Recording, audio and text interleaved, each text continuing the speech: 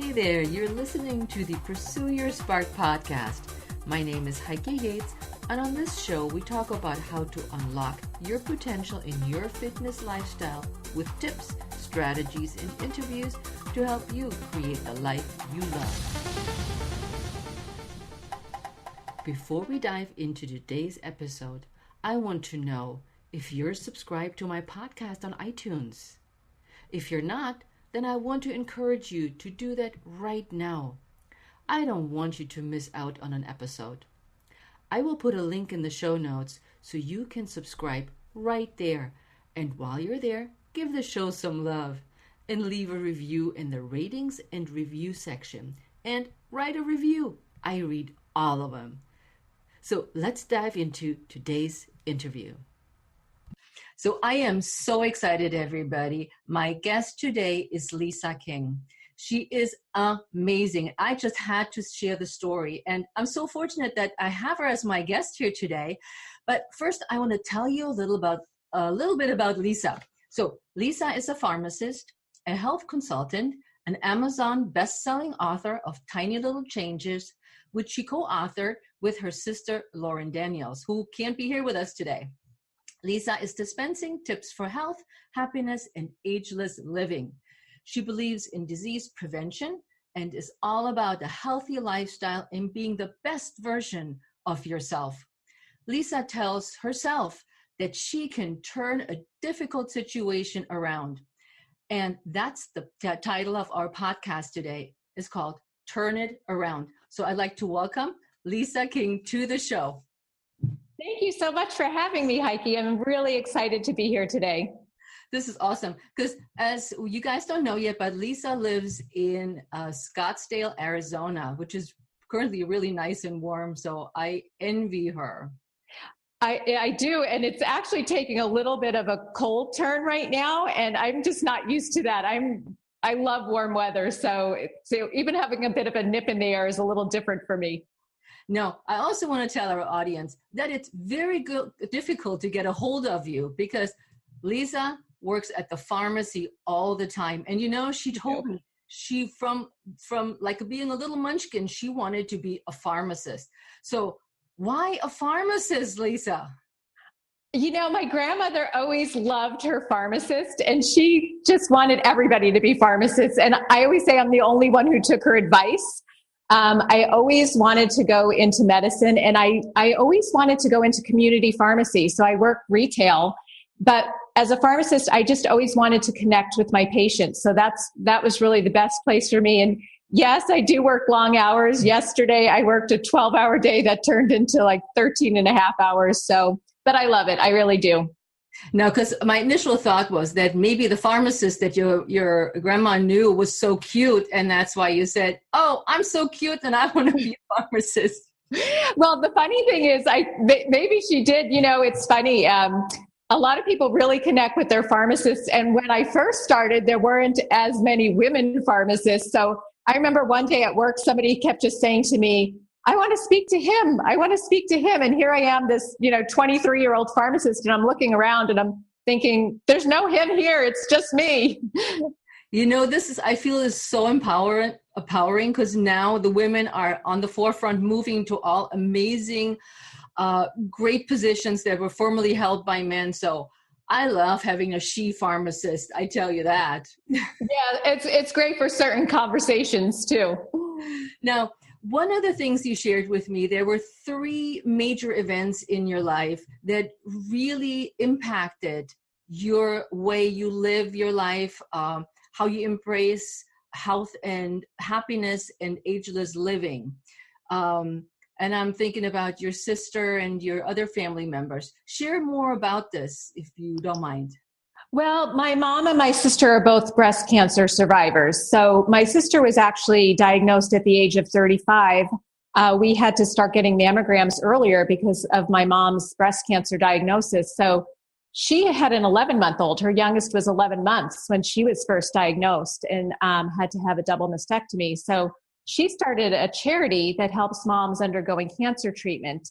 So for me, their diagnosis was just part of the start of my own healthy living journey, trying to prevent that disease for myself. And what is that charity called? The charity is called the Happily Ever After League. It's here in Phoenix. They also have an Atlanta chapter. We call it HEAL for short. That's the acronym. Okay, that's amazing. That's a huge impact on someone's life when people so close to you get so sick, and I think many of us feel really helpless or don't know where to go when this, like in this case, breast cancer hits us.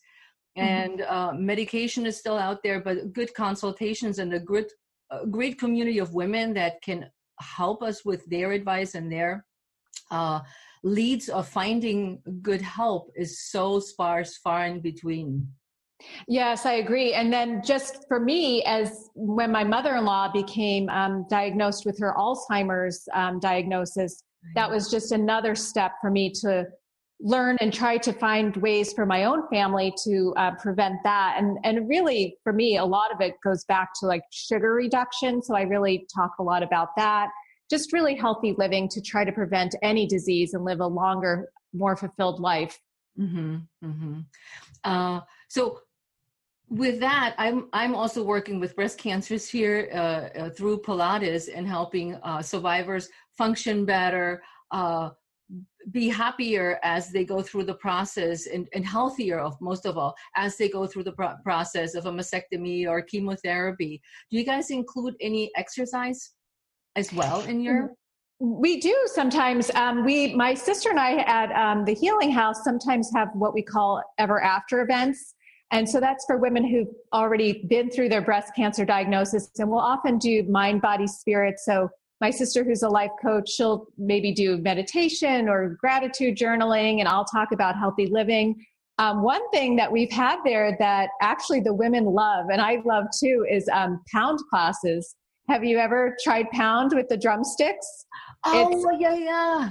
It's super. It's out. We usually do it outside, and we have a friend who does pound classes, and so we'll do that. We've done meditation, that type of thing. But yes, sometimes, yes, we do include exercise as well. Because as you've said, and we've talked about, sometimes you have to modify when you're going through any real different diagnosis. You may have to modify your exercise. Yeah, absolutely. Those drum classes, I was exposed to it at one of the fitness conventions where they were teaching a couple of years ago, drumming on balls. And it's such a fun and energetic activity. I was like, I wholeheartedly go like, yes, you guys drum on. This is cool. It really is. We just do it on the floor, but I forgot what they said. I think one class is the equivalent of doing like 500 squats or something. It's amazing, but it's super fun while you're doing it. Yeah. Now, I want our listeners to know we didn't meet through this venue of breast cancer survivors. We actually met on the internet. We did. And it was not a dating service. No, it's amazing. When I started on Instagram 2 years ago, if you can believe it or not, I didn't even know what Instagram was. I don't even know why I wound up there one day, but I did. And I took a little class on how to share on Instagram. And honestly, I have met the most amazing community of women, just as yourself. We have a whole group of women over 50, and we meet on Instagram, on Facebook, and it's just so great to be able to connect with other women your same age, get tips on healthy living. We all share different things, whether it be lifestyle tips or fashion tips or healthy living tips, but it's a great place to be. So I love it there. Yeah, the group is called Instagram Over 50 Group, and you can find us on Facebook if you're interested to join the group. I know our fearless leader will be very happy to have more women in our group. And that's how I met Lisa. Because most of the time you hear that people are dating on the internet, and we actually became friends, and I'm so excited about this. Yes. And, as we get older, sometimes I actually posted about this recently. My kids are really spread in age. So I never felt I really had a place to belong, because I have 2 older boys. And then 10 years after my middle son was born, I had my youngest. So when the other moms were sitting in the fields at the baseball field, I was chasing around my 2-year-old. And then when I was with the two moms of the 2-year-olds, I had teenagers that are, I had to drive at night. I wasn't just putting a baby to bed. So this group of women, I just have loved being able to really form a connection there. I agree. Now, I really want to highlight to our listeners your book that you wrote with your sister, Tiny Life Changes. Thank you. How did that come about? I know it started out with your sister's breast cancer, but tell us more about the book. Tell us more about what the book teaches and what steps you have and how it is working with your sister on a book. Oh my gosh, it was fabulous. My sister and I are really close. So Tiny Life Changes is kind of about just jumping into whatever you want to do and making tiny changes till you get there. So we really had never written a book before. We were fortunate to find a publisher, but my sister, as I talked about earlier, she went through a difficult diagnosis when she was 35. About the same time, I was going through a difficult time. It was about the downturn of 2008. And my husband and I had a lot of real estate holdings. The real estate market really took a turn. That's when I actually went back to work. I had taken 4 years off when my youngest was born, and I was fortunate to stay home with him and my older 2 boys. But when I went back to work, I just really was kind of sad. I was missing my family. It's the long hours, as we had talked about before. And I just thought, gosh, how am I going to get through this? So I delved into self-development. I just started reading any book I possibly could and learned how to turn my thoughts around. So really just taking any difficult situation, turning my thoughts to make it more positive. And Lauren and I just came together and thought, we really just want to share this. So Tiny Life Changes is really just about taking the thoughts that make you stronger, taking one step at a time to reach your goal. And it's just a fun, happy, positive little book. I think it's more than that, Lisa, because I read it from thank you. From top to bottom, or from cover to cover, or whatever you say, and that's the jargon is. And what I really love is that it's thoughtfully put together with exercises to help people really form their own thoughts as they go through each step, and having mantras or self-affirmation. I thought that it was so well put together that there's an exercise, there's an explanation to it, and now you think about it. So you're putting the work onto the person to actually do some self-exploration, which I think is hugely important. Well, thank you. Yes. When we put it together, a lot of people just find change very daunting. Even just living a healthier lifestyle, you're thinking, oh my gosh, I have to reduce sugar and walk more and drink more water. But if you just take it one step at a time, so that's what it's really all about, just taking it one step and one day at a time. And we kind of wanted to keep the book simple. I mean, everybody's at a different point in their self-development, but we wanted it to just be simple so that you can just get started. We didn't want you to get a book that was 200 pages long and feel, oh my gosh, now I got to read this book and figure out how to make these changes. So yeah. I do think it has some very great and simple reminders. Yeah, I think it's, like you said, it's easy to read, it's easy to digest, but it's also, like I said, I love when I give my audience things to do that they actually have to write out stuff and not just read through and like, oh, I'm done. So I love it. Which brings me to the point, how does it feel to be a famous author?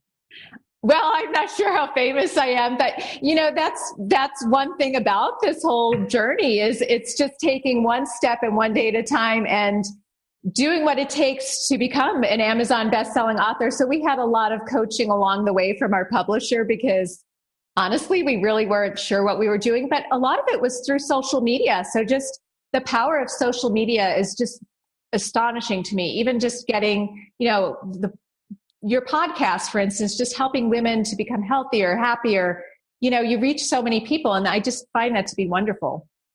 Because I was curious, because I find it daunting to write a book. I'm struggling with my blog posts. So I love podcasts because I can just be me, and I'm hopefully do that eventually too when I write a blog. And you just recently started a blog. I did. And I love it. And so it's definitely a different medium. It really is. But, it's funny. When I was a little girl, I used to sit at my desk and pretend I was Laura Ingalls Wilder, who's an author. And so I'm like, oh my gosh, I'm fulfilling my dreams from when I was a little girl. So I'm excited about it. Because I definitely wanted to see how that felt.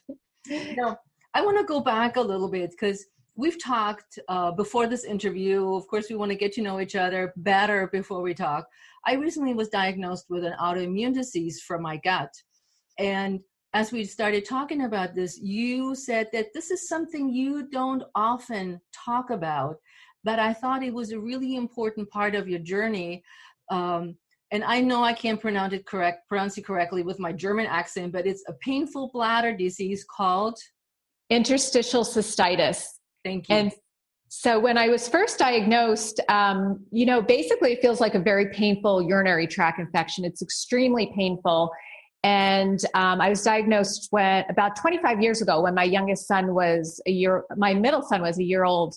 And I've gone through this journey, and the reason why I started sharing more and more about it is I like to say I'm miraculously better than I was many years ago. And it's mostly through diet. I mean, I had a little bit of a flare recently, which was very unexpected for me because I had really been feeling pretty good for a long time. So luckily this flare did not last very long as it had in the past. But to me, it's all about diet, self-care, and just taking care of yourself. So I really highly encourage women who may have an autoimmune disease or gut issues to look at the diet aspect of controlling that disease and the symptoms. Mm-hmm. Are you on any medication for it as well? No, I am not. And I was on a lot of medication many years ago. As a matter of fact, when I got pregnant with my youngest son, who is now almost 15, I had to go off all of my medication. And I wasn't sure how I was going to do, but honestly, I did great just by really strictly controlling my diet. I follow an interstitial cystitis diet. Plus I do a lot of other healthy living things as well. And then just self-care. So for instance, this last 2 weeks when I wasn't really feeling well, I just really rested a lot, which many years ago, that would have been just foreign to me. I always felt like I had to go. Do a lot of meditation, just kind of breathing, like thinking of breathing in, like healing light, healing my bladder, and then just breathing it out. I do a lot of that. And I honestly have to say, I feel so much better. That's amazing. Because I can only imagine. I've had a bladder infection, a urinary tract infection, and that hurts like the dickens. Yes. That for so many years, even worse. Living with that kind of pain is just almost unimaginable to me. It is. And, some of my followers on Instagram and just as a pharmacist, it's really helped me to, connect with other people who live with chronic pain and chronic disease. And sometimes you can't tell by looking at them. So you look at them and you think, oh gosh, they're fine, but they're living with horrible pain. And it's just made me a lot more compassionate as a pharmacist as well. Mm-hmm, mm-hmm. How does this kind of a lifestyle also translated into your family? Oh, well, I have to say I'm very proud of my family. They are all just getting so healthy. And yes, it's funny. Years ago, my husband used to always tease me because, I am gluten and dairy free because that helps reduce inflammation. And he'd say, oh my gosh, you only live once. What are you making me eat? You only live once. And now he's saying you only live once. So he wants to eat healthy because my oldest is married. My middle son, I keep calling him my youngest because he was my youngest for so many years. My middle son is getting married on New Year's. And we're like really looking forward to the future grandchildren and wanting to live a healthy lifestyle so we can keep up with them.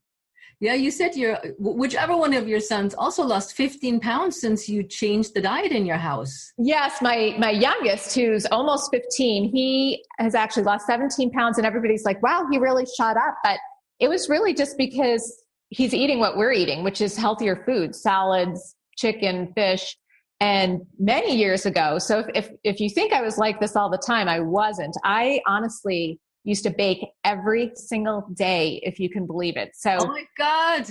Yeah, I loved baking, and I think some of my friends kind of miss it, but that was kind of the way I showed my love to my family. And if I'm not as famous as an author as I was for my chocolate chip cookies. I mean, Oh, I dang, I was miss those times.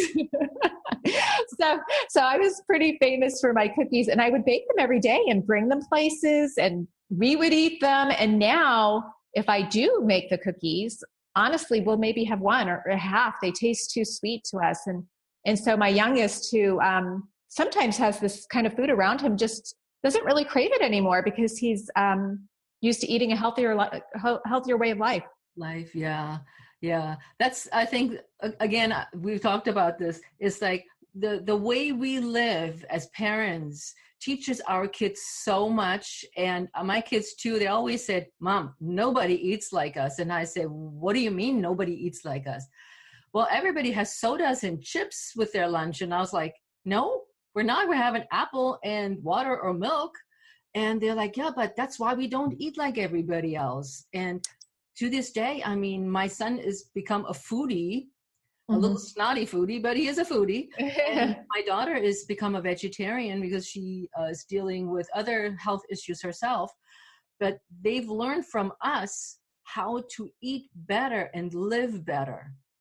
Exactly. And that really brings me to a point, which, I don't want to say I'm judgmental, but I do sometimes take a peek into the grocery carts, where I work at the pharmacy.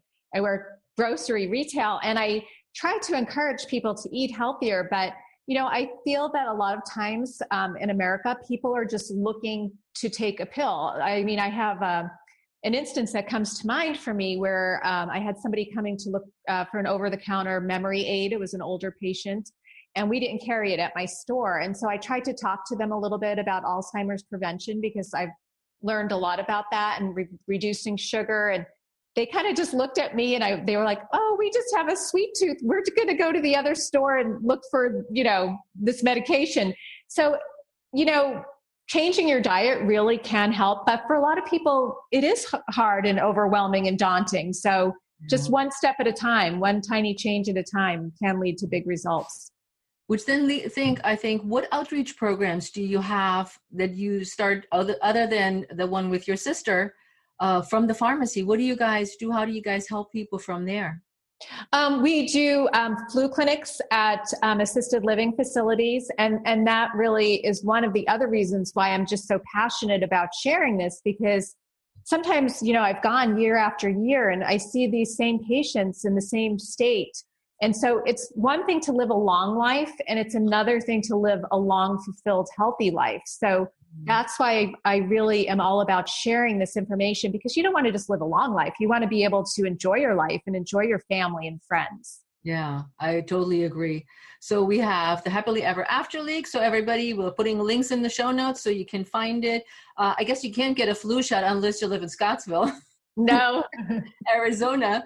But, it's like you can look into Alzheimer's prevention. As Lisa mentioned, there's a lot of people out there that you can, associations that you can connect with and find help with. But other than working, tell us, what does Lisa do for fun? Well, I love to read. That's one of my big things. I just love reading. I like to take walks, and it's usually pretty nice and sunny in Arizona. I do Pilates at night, but I always say it's like an easy version of Pilates. And as we were talking about before, having to make some adjustments towards whatever disease or, different modifications.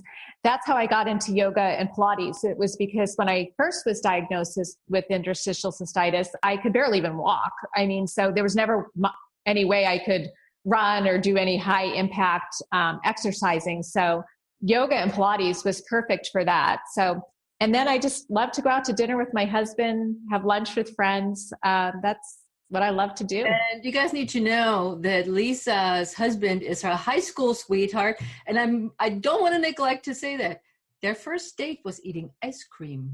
Yes, it was. And it's funny because it's at a place called the Sugar Bowl here in Scottsdale, in Old Town Scottsdale. And it was an older facility back then when we had our first date, but it's kind of iconic. And so I just always feel like it seems very innocent that our first date was at an ice cream parlor, but when you're 16, there's not many other places to go. Oh, wow, that's been a long time.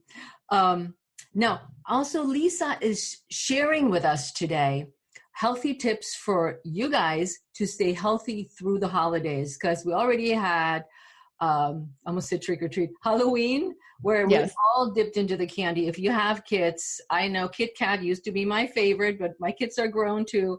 But I asked Lisa to share 3 tips with you guys, how to stay healthy through the holidays. Here she goes. All righty. I'm just all about gut health. And so gut health is so important to boost your immune system. So take a probiotic. That is just one of the top tips. And you can find probiotics in a lot of foods too. Like yogurt. If you're non-dairy, you can have an almond yogurt. Fermented foods like sauerkraut have probiotics in them. And then I could literally talk all day about fiber. Fiber is just so important for your diet to help regulate gut health so that you can get rid of the waste. It helps push your waste out. It's a sponge for toxins, I always say. Helps you feel full too. So if you're going to a party, have more vegetables, things like that. Oats are another great fiber, but I'm really more about just the fruits and vegetables. I'm all about a diet high in fiber naturally. Mm-hmm. And then my other third tip is to keep party foods for parties. So as Heike said, the Kit Kat for Halloween stays at Halloween. If you're going to a party, it's all about balance, but have that little treat of the cake, whatever, while you're at the party, but you don't have to have it, the next day too, or the day after. Because when you really have high nutrient dense foods, that helps absorb into your gut and really just helps boost your immune system so you can stay healthy through the holidays. Yeah. And I always say too, don't let the host send you home with their food. Don't exactly. Yeah, because that's my trick. If I'm baking those cookies, I don't want them at my house. I will send you home with them. So these are 3 awesome tips about gut health and the holidays, because everybody struggles, and then year comes around and everybody wants to do a cleanse and a quick weight loss and a quick this. Even if we're just a little bit more careful through the holidays, we don't even have to worry about it that much.